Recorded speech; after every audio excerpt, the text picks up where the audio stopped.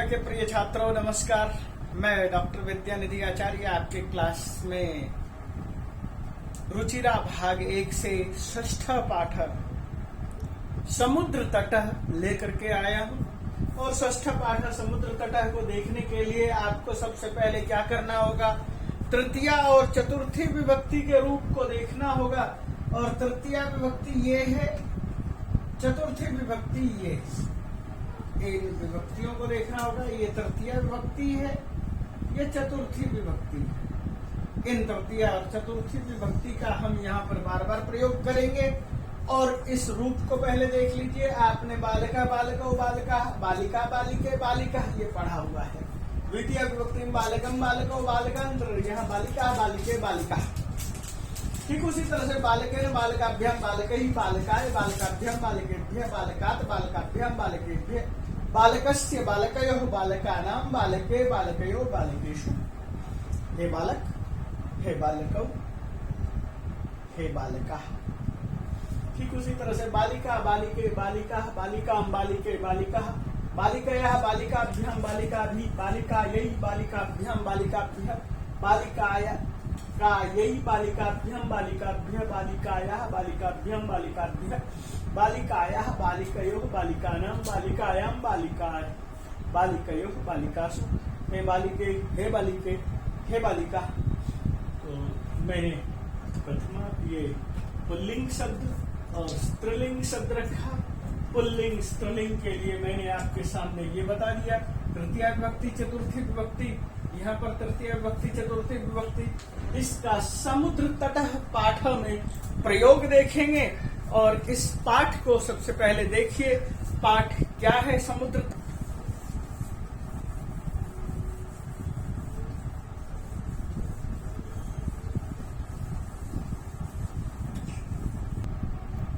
तो बच्चों, जैसा कि आपके पास पाठ है समुद्र तट, तट शब्द का यहाँ पर प्रयोग है। समुद्र तट, तट शब्द पुल्लिंग में है। और यहाँ एतत् शब्द का भी पुल्लिंग का रूप प्रयोग करेंगे। समुद्र तट कह, समुद्र तट। किम शब्द का यदि हम रूप प्रयोग करेंगे तो हम क्या कहेंगे? कह, कौ, के।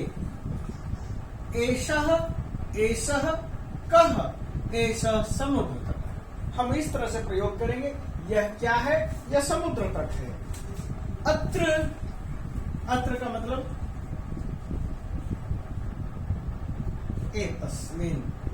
अत्र का मतलब यहाँ, यहाँ, कहाँ, एतस्मिन्, यहाँ। एतस्मिन् समुद्र तटे। जब हम अत्र का प्रयोग करेंगे सप्तमी विभक्ति का, तो तट शब्द का प्रयोग हो जाएगा तटे। एतस्मिन् समुद्र तटे।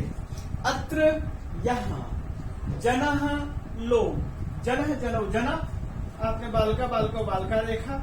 जनः जनौ जना।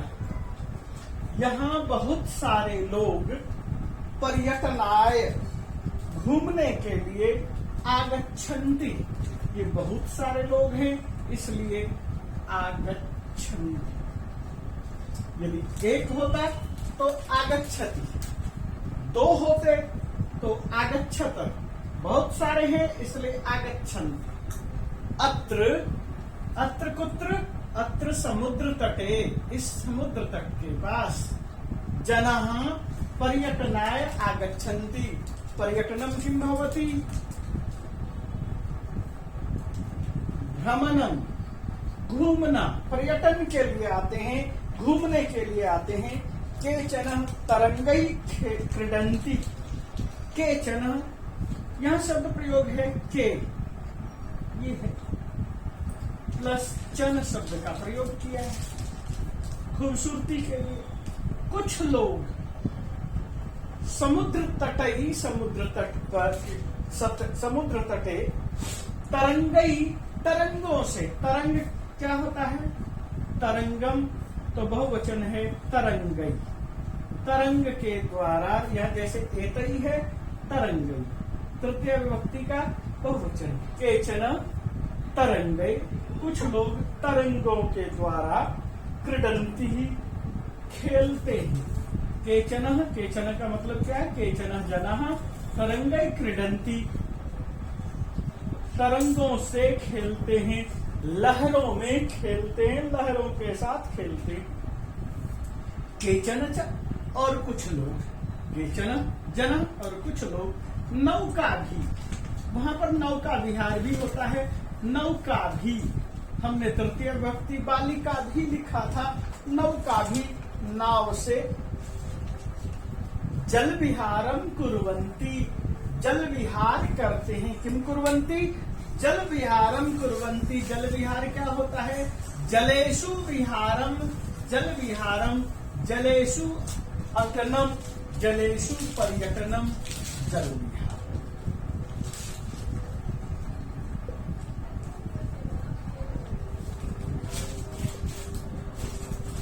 कुर्वन्ति, करोति, कुरुतः, कुर्वन्ति, जरा बहुवचन है इसलिए हमने यहाँ रूप लिखा कुर्वन्ति। केचन जनः जल विहारम कुर्वन्ति, कई कुर्वन्ति, नौका भी कुर्वन्ति। तेषु केचन कन्दुकेन क्रीडन्ति, समुद्र तटे बहवः जना क्रीडन्ति। समुद्र के पास बहुत सारे लोग खेलते हैं, तो केचन जनः कुछ लोग, कंदुकेन क्रीडन्ति, केन क्रीडन्ति, कंदुकेन। कंदुक का मतलब क्या है, गेंद। कुछ लोग हमेशा समुद्र के तट पर खेलते हुए पाए जाते हैं, गेंद से खेलते हैं। बालिका बालका च बालुका भी, बालुका गृहम रचयन्ति। यहाँ देखिए ब का ज्यादा प्रयोग है, बालिका बहुवचन है प्रथमा का, बालका ये भी प्रथमा का बहुवचन है, बालिका बालका च, बालिकाएं और बालक, लड़के और लड़कियां, लड़के और लड़कियां। बालुका भी, बालू से,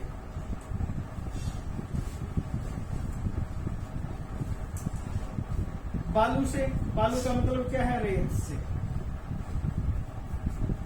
क्या करते हैं, बालुका गृहम रचयन्ति, बालुका गृहम, बालू से घर बनाते हैं और रचयन्ति बनाते हैं। के रचयन्ति, बालिका रचयन्ति, बालिका रचयन्ति, बालुका भी रचयन्ति, किम रचयन्ति, गृहम रचयन्ति, बालुका गृहम रचयन्ति। तो लड़के, लड़कियां और लड़के वहां खेलते हैं और बालू पर घर बनाते हैं।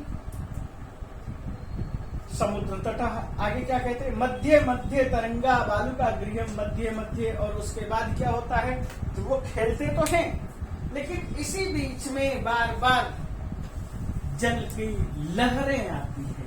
लहरों के आने से क्या होता है, जो बनाए हुए बालुका गृहम,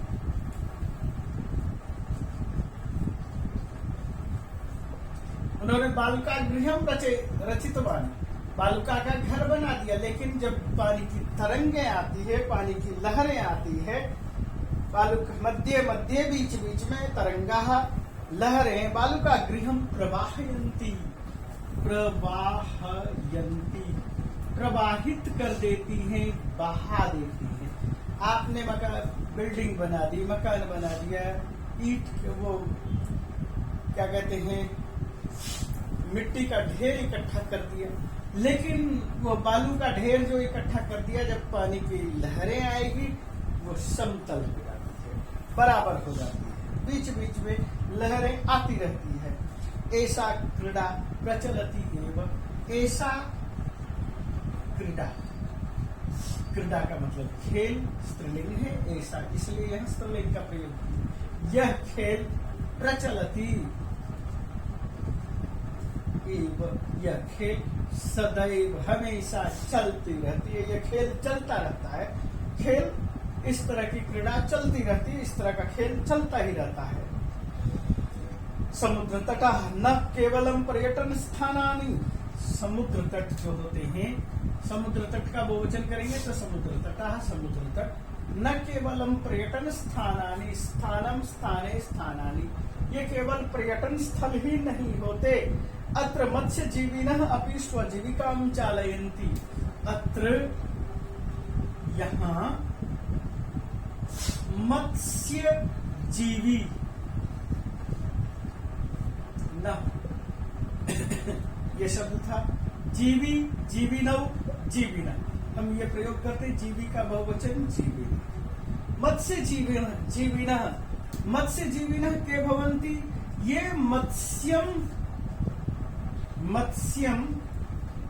मछली को स्व अपनी आजीविका, यही अपनी जीविका के लिए, अपने भोजन के तौर पर, आजीविका चलाने के लिए, खाने के लिए, बेचने के लिए और पैसे कमाने के लिए। तो मत्स्यजीवी कौन हुए? मछुआरे। जो मछुआरे होते हैं, इसको संस्कृत में एक शब्द और प्रयोग करते हैं, धीवर, और धीवर का मतलब हुआ बहुवचन धीवरः। मछुआरे, अत्र मत्स्यजीविनः मछुआरे, अत्र धीवरा मत्स्यम आजीविकायै, आजीविका के लिए चालयन्ति, चलाते हैं। मत्स्यजीविनः आजीविकाम चालयन्ति, स्व आजीविकाम, अपनी आजीविका को चलाते हैं। मत्स्यजीवी मछलियां पकड़ते हैं वहां, कुत्र? समुद्र तटे, कुत्र? समुद्र तटे। मत्स्यम गृह्णाति और आजीविकाम च चालयन्ति। ये चूंकि चालयन्ति शब्द बहुवचन है, धीवरा बहुवचन है, मत्स्यजीविना बहुवचन है। तो इस तरह से यहाँ पर यह प्रयोग हुआ। और इसका, इस पूरे के पूरे पैराग्राफ का अर्थ क्या हुआ? इस पूरे पैराग्राफ का अर्थ हुआ कि यह समुद्र तट है, यहाँ पर पर्यटन के लिए लोग आते हैं, कुछ लोग तरंगों के साथ खेलते हैं, कुछ नौका से जल विहार करते हैं, कुछ गेंद से खेलते हैं, लड़कियां लड़के बालू का घर बनाते हैं, बीच बीच में पानी की तरंगें बालू के बनाए हुए घर को प्रवाहित कर देती हैं। ऐसा क्रीड़ा चलती है, यह क्रीड़ा हमेशा चलती रहती है। समुद्र तटः न पर्यटन स्थानानि, समुद्र तट जो है केवल पर्यटन स्थल ही नहीं होते, बल्कि यहाँ पर मछली पकड़ने वालों की आजीविका का साधन भी होते हैं। यहाँ पर लोग मछलियां भी पकड़ते हैं। तो इस तरह से ये एक पैराग्राफ कंप्लीट हमने किया। आपके पास हमने इस पैराग्राफ के माध्यम से हर चीज को बताने की कोशिश की और पैराग्राफ को आपको समझाया। अब अगले पैराग्राफ की तरफ हम बढ़ते हैं। अगला पैराग्राफ आप देखिए क्या चीज कहा जा रहा है। अस्माकं देशे बहवः समुद्र तटाः सन्ति। अस्माकं देशस्य नाम किम्?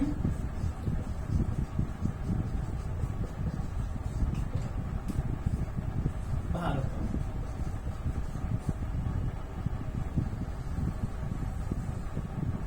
ये भारत का, दक्षिण भारत का ये जो नक्शा दिखाई देता है, ये सारा का सारा समुद्र तट। तो अस्माकं देशे, हमारे देश में, बहवः समुद्र तटः सन्ति, बहुत सारे समुद्र तट हैं। हमारे देश में समुद्र तट की कमी नहीं है। यहाँ से लेकर के मुंबई से लेकर, मुंबई भी क्या हम ये कहें कि राजस्थान से लेकर के, राजस्थान का पूर्वी राजस्थान का तट, गुजरात का तट, मुंबई का तट, कर्नाटका का तट, केरला का तट, तमिलनाडु का तट, आंध्रा का तट, उड़ीसा का तट, पश्चिम बंगाल का तट, ये सारे के सारे तटवर्ती एरिया जितने भी हैं, ये सारे हमारे तटवर्ती एरिया है। समुद्र तटा सन्ति, तो हमारे देश में बहुत सारे समुद्र तट हैं। एतेषु मुंबई, गोवा, कोच्चि, कन्याकुमारी, विशाखापत्तनम, पूरी तटः अतीव प्रसिद्ध। इनमें से कुछ तट बहुत प्रसिद्ध हैं, जैसे यहाँ पर मुंबई, यहाँ पर गोवा, इसके अलावा कोच्चि, इधर कोच्चि,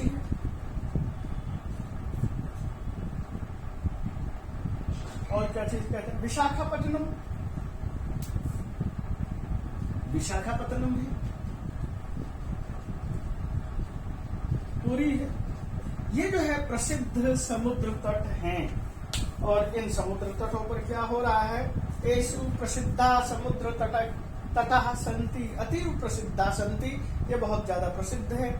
गोवा तटः विदेशी पर्यटकेभ्यः समाधिकं रोचते। यह जो गोवा का जो समुद्र तट है, इधर का जो है, ये थोड़ा सा मैंने ऊपर लिख दिया, यहाँ जो गोवा का समुद्र तट है, ये पर्यटकों को, विदेशी पर्यटक जो आते हैं, विदेश से आने वाले जो लोग हैं, पर्यटक हैं, यात्री हैं, उनके लिए विदेश समाधिकम रोचते, बहुत अधिक रुचि पैदा करता है। यहाँ का समुद्री तट लोगों को बहुत अधिक आकर्षित करता है।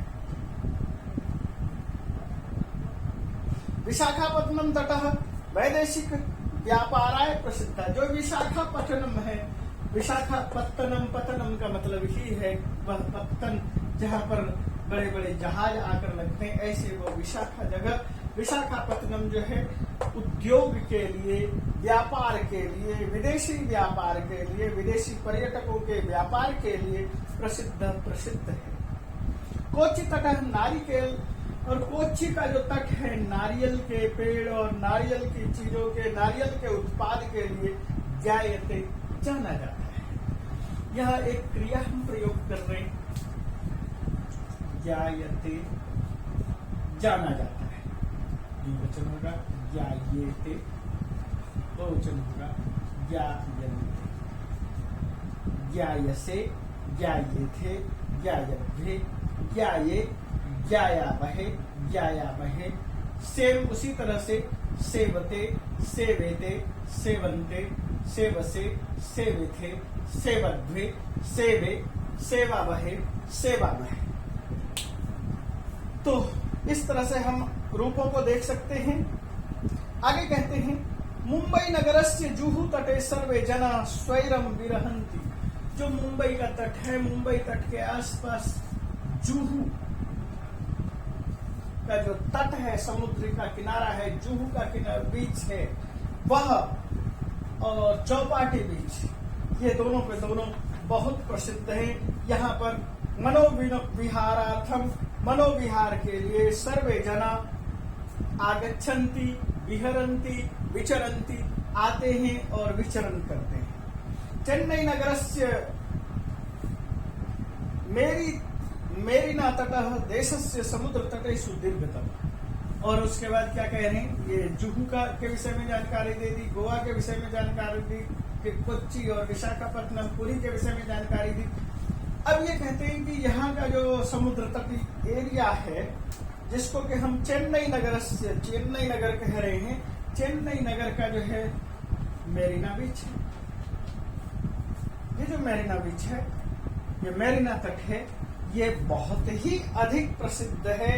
देशस्य सागर तटेषु दीर्घतम, और देश के सागर तट में बहुत ज्यादा लंबा दूर तक फैला हुआ तट है, ये बहुत ही प्रसिद्ध है। तो इस चीज को हमने देखा, हमने समुद्र तट के विषय में जानकारी ली। समुद्र तट में मुंबई का समुद्र तट, जुहू बीच, चौपाटी के समुद्र तट को हमने देखा। गोवा का समुद्र तट के विषय में जानकारी ली, मेरीना समुद्र तट के विषय में जानकारी ली, कोच्चि समुद्र तट के विषय में जानकारी ली, विशाखापत्तनम के विषय में, पुरी के विषय में, और बंगाल के पास बंगाल की खाड़ी, सागर जिसे कहते हैं, वहां का जो है मिलन है। तो इन सारे तटों के विषय में जानकारी ली, और इन सारे तटों में जो प्रसिद्ध हैं, उन प्रसिद्ध तटों के विषय में भी हमने जानकारी ली। तो इन तटों के अलावा यदि आपके पास कुछ और प्रयोग देखना है तो वो देख सकते हैं। इनमें तटे शब्द का प्रयोग हुआ, तटे शब्द में सप्तमी विभक्ति एक वचन है, और ज्ञायते एक नई क्रिया का हमने प्रयोग किया, और इसको हम सेवते, सेवेते, सेवन्ते की तरह से पढ़ेंगे। धार्यते, धार्यते, धार्यन्ते, पठ्यते, पठ्यते, पठ्यन्ते, इस तरह से हम प्रयोग करेंगे। और चूंकि ये आपके लिए एक तरह से नया प्रयोग है, हम अगले पैराग्राफ को देखते हैं। अगला पैराग्राफ कुछ ये है, भारतस्य तीसरीषु दिशासु समुद्र तटाः सन्ति। भारत के तीसरीषु दिशासु का मतलब क्या है, एक दिशा, दो दिशा और तीन दिशा। प्रथमा दिशा, द्वितीया और तृतीय।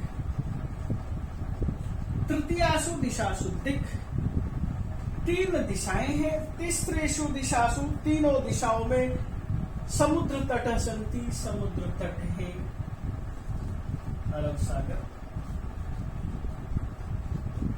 हिंद महासागर, बंगाल की खाड़ी।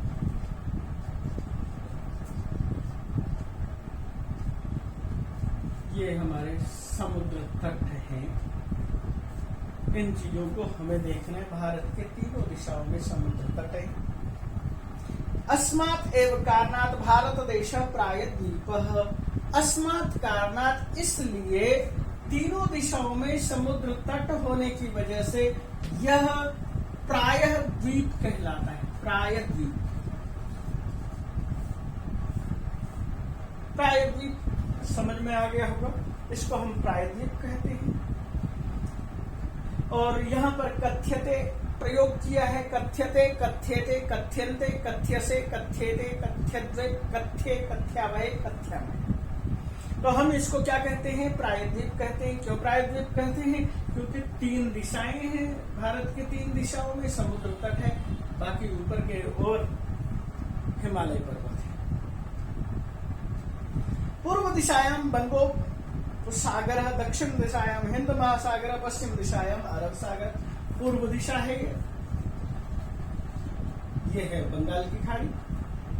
दक्षिण दिशा है, दक्षिण दिशा में हिंद महासागर। पश्चिम दिशा है और पश्चिम दिशा में अरब सागर। ये आपके सामने बता दिया गया है। एतासां त्रयाणाम अपि सागराणाम संगमः कन्याकुमारी तटे भवति। एतेषां समस्तानां सागराणाम, इन सभी सागरों का, अरब सागर का, बंगाल की खाड़ी का, हिंद महासागर का, यहाँ पर सम्मेलन कन्याकुमारी में।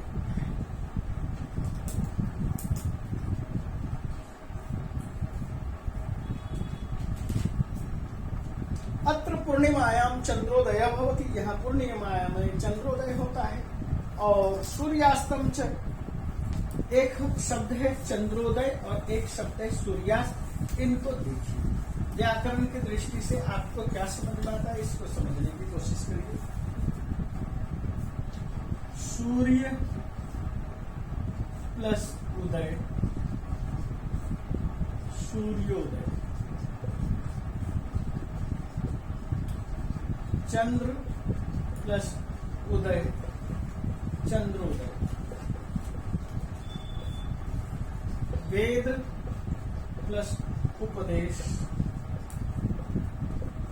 वेदोपदेश। वार्षिक प्लस उत्सव,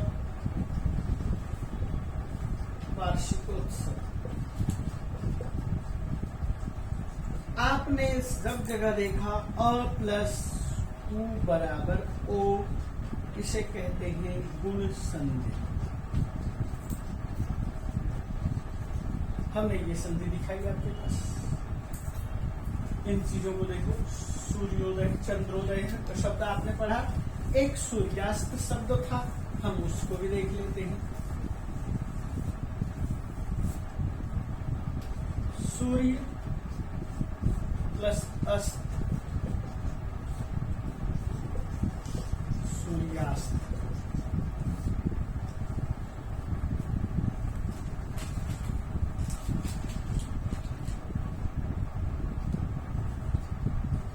च प्लस अस्ति, चास्ति।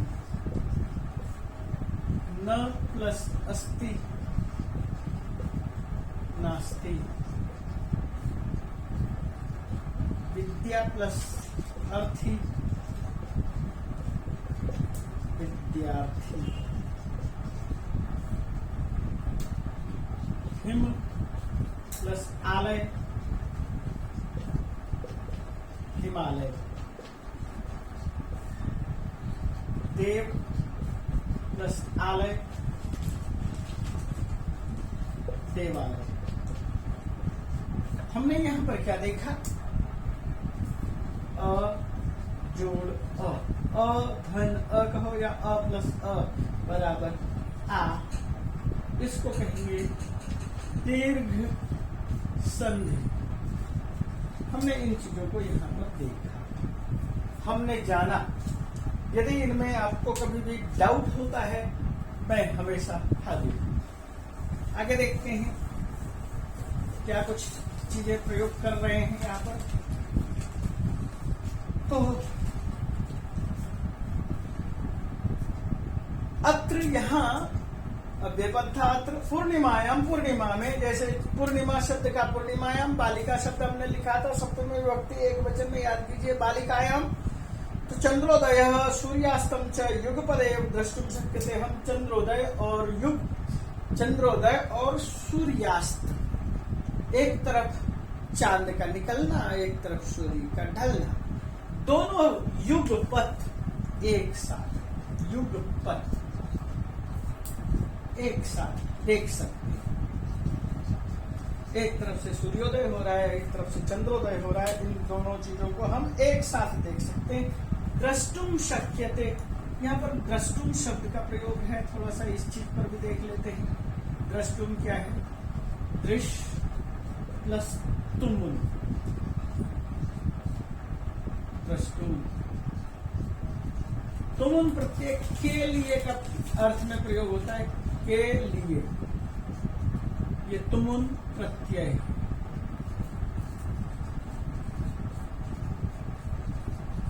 और इस तरह के हम क्या कर सकते हैं? क्री धातु से तुमुन, कर्तुम, ह्री धातु से तुमुन, हर्तुम, मृ धातु से तुमुन, मर्तुम, पा धातु से तुमुन, पापिब पीना, पातुम,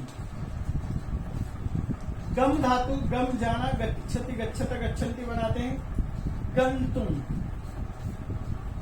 नम धातु से तुमुन, नंतुम।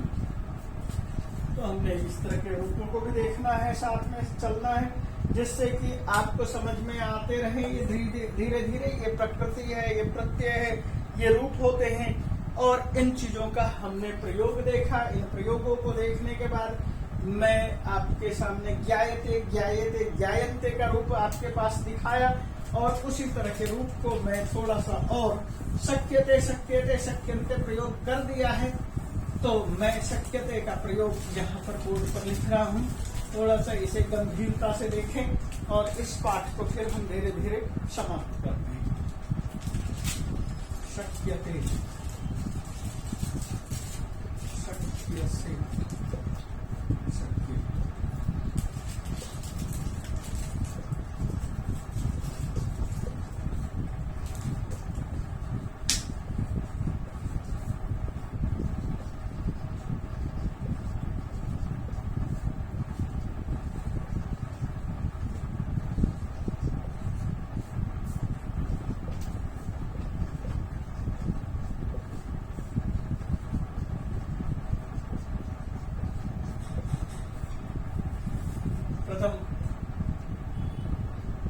प्रथम पुरुष, मध्यम पुरुष, उत्तम पुरुष, शक धातु है, ये आत्मनेपदी है।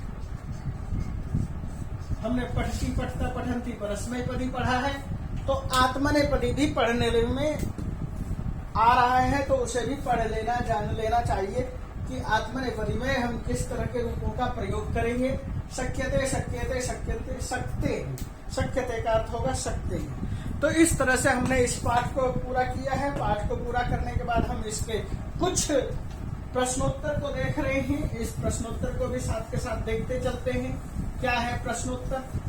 प्रश्नोत्तर को जानने के लिए कुछ उत्तर होते हैं। प्रश्नानाम उत्तरम, प्रश्नों के उत्तर। जना काभी जल विहारम कुर्वन्ति, जना जल विहारम कुर्वन्ति।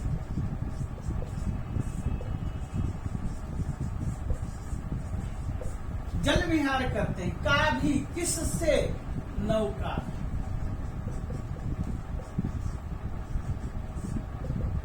यहाँ काभी शब्द था, इस काभी के बदले में हमने प्रयोग किया नौकाभी, नाव से।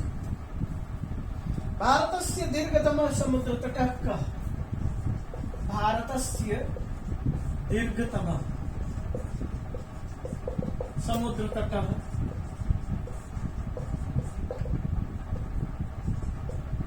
कः? हमें कह का उत्तर देना है और कह का उत्तर देंगे दीर्घ तट समुद्र तट मेरीना तटः चेन्नई नगरस्य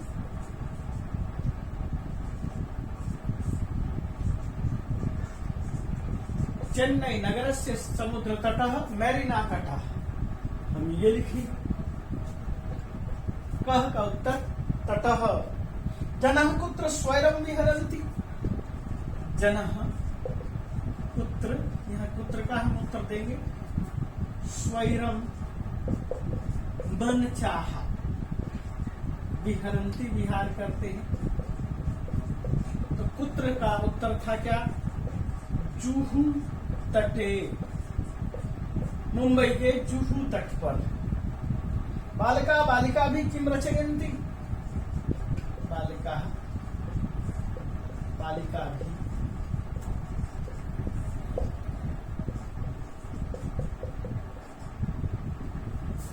समुद्र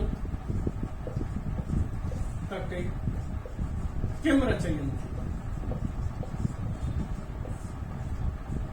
किम, इस किम को क्या उत्तर देंगे? बालू का गृहम। क्या रचते हैं? बालिका गृह। कोच्चि तट के भी गए थे। कोच्चि तट केभ्य किस लिए जाना जाता है? हमें केभ्य का उत्तर देना है और इसके लिए हम उत्तर देना क्या चाहिए? नारिकेल, नारियल के लिए। केभ्य गए थे? नारिकेल के लिए। नारिकेल क्या है? नारिकेल फलम अस्ति। नारिकेलेभ्य लिखेंगे, केला केलेभ्य। यहाँ पर जो विभक्ति है उस विभक्ति में प्रयोग करोगे। केभ्य गए थे, नारिकेलेभ्य गए थे। तो इस तरह से आपके पास जो प्रश्न है, प्रश्नों के उत्तर आपके पास आ जा रहे हैं और प्रश्नों के उत्तर के साथ साथ आपको क्या करना है? उसके बाद अभ्यास देखना है। अभ्यास में क्या देखना है कि क्या दिया है? बंगोपसागर, प्रायद्वीप, पर्यटनाय, क्रीड़ा, मंगलम, संगम, ये इन शब्दों का हमें प्रयोग करना है। सबसे पहले क्या शब्द प्रयोग किया है? कन्याकुमारी तटे त्रयाणाम सागराणाम क्या? संगमः भवति। पहले में संगम भरना है। भारत देश इति कथ्यते, भारत देश क्या कहलाता है? प्रायद्वीप इति कथ्यते। जनाः समुद्र तटम आगच्छन्ति। किमर्थम आगच्छन्ति? पर्यटनाय आगच्छन्ति। बालेभ्यः रोचते, बालेभ्यः किम रोचते? बालेभ्यः क्रीडा रोचते। भारतस्य पूर्व दिशायाम अस्ति, भारत के पूर्व दिशा में क्या है? बंगोपसागरः, बंगोपसागर है। यथा योगम मेलयेत, यथा योग्य मिलाना है। समुद्र तटः, समुद्र तट के साथ क्या प्रयोग करना है? पर्यटनाय। क्रीडनकम, क्रीडनकम के लिए हम क्या प्रयोग करेंगे? खेलनाय। दुग्धम, दुग्ध के साथ हम किस चीज का प्रयोग करेंगे? पोषणाय। दीपकः, दीपक का प्रयोग किस लिए करेंगे? प्रकाशाय। विद्या, विद्या का प्रयोग क्या करेंगे? ज्ञानाय। इस तरह से हमें प्रयोग करना है। 5वें में देखेंगे प्रयोग क्या करना है? रिक्त स्थानानि पूरयत, रिक्त स्थान में भरना है। बालिका का प्रयोग करना है।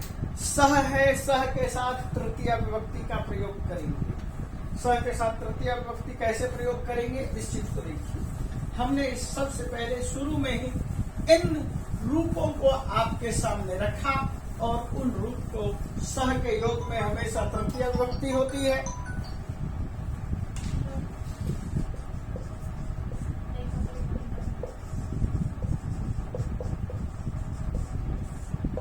हमें स के साथ तृतीया विभक्ति बालिका का बालिका भी लिखना है। कमलम, कमल है तो कमल के साथ आपको क्या करना है, कमलम विभाति, कमल दिखाई देता है, खूबसूरत लगता है। और खेला में खेलता हूं किससे, कंदुक शब्द है तो कंदुकेन, इस तरह का शब्द प्रयोग करना है। अश्व शब्द है, अश्व का मतलब क्या है, यहाँ बहुत सारे घोड़े, तो अश्वई सह, घोड़ों के साथ। मृगा, मृगई, ठीक इसी तरह से मृगई, मृगा, मृगई चरंती, हिरण, हिरणों के साथ चलते हैं। इस तरह का हमें रूप भरना है। आगे कुछ रूपों का प्रयोग करना है, उन प्रयोगों को ध्यान में रखना है। 7 नंबर में देखिए, धनिकः धनम ददाति, धनिकः निर्धनाय धनम ददाति। बालः विद्यालयं गच्छति, पठनाय गच्छति। सज्जनः जीवन्ति, परोपकाराय जीवन्ति। प्रधानाचार्य पारितोषिकं यच्छति, छात्रेभ्यः पारितोषिकं यच्छति। शिक्षकाय नमः, नमः के योग में चतुर्थी विभक्ति होती है, तो शिक्षकाय नमः, शिक्षक को नमस्कार। जैसे नमः शिवाय, नमः गणेशाय, नमः रुद्राय, ठीक उसी तरह से शिक्षकाय नमः। और यहाँ पर शिक्षकेभ्यः भी लिख सकते हैं क्योंकि बहुवचन है, बहुत सारे शिक्षक हैं। तो इसी के साथ मैं इस पाठ को यहाँ पर समाप्त करता हूँ। गणेशाय नमः, नमः के योग में चतुर्थी विभक्ति।